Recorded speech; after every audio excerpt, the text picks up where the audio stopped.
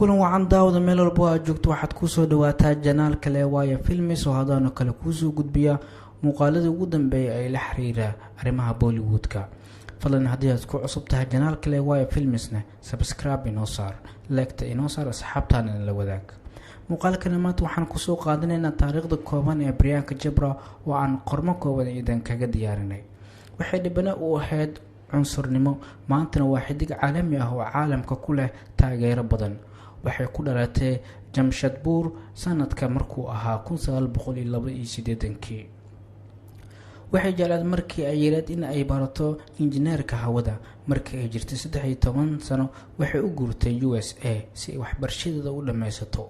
waxaa iskuulka lagu saaray in ay ahayd Indian, waxayna dareentay inay liidato, waxayna dhaawacday kalsoonida nafsadeeda. 3 sano kadib ayay waxay ku soo laabatay India, waxayna iskuulka sare ka dhameysatay iskuulka ciidamada xoogga. xilliga waqtigaas waxay ku guuleystay Local My Beauty Queen pageant oo ah gabarta ugu qurux badan ee deegaankooda. hooyadeed ayaa ku dhiirigelisay inay ka qayb qaadato Miss India ee abaalmarinta gabadha ugu qurxoon India, waxayna gabadha ugu qurxoon adduunka ku guuleystay sanada 2000. hal habeen ayaa hawada ku gashay, magacana ku heshay, waxayna bilaawday in ay film loo soo bandhigo. way wadi weysay waxbarashada kadib Mrs. World. filimkada koowaad wuxuu ahaa Thamizan oo ay la waday atooraha reer Tamil ee Vijay. filimkeeda ugu horeeyay Bollywood wuxuu ahaa The Hero Love Story of a Spy, wuxuuna ahaa filimka ugu lacagta badnaa ee sanadkaas. filimkeeda qaar ayaa si fiican ugu gadmay box office-ka, waxayna u halgantay in filmo guuleysta ay la timaado. intaas kadib waxa ay la timaada filmada guuleystay sida Don, Dostana, Agnibath, Barfi iyo Bajro Mastani.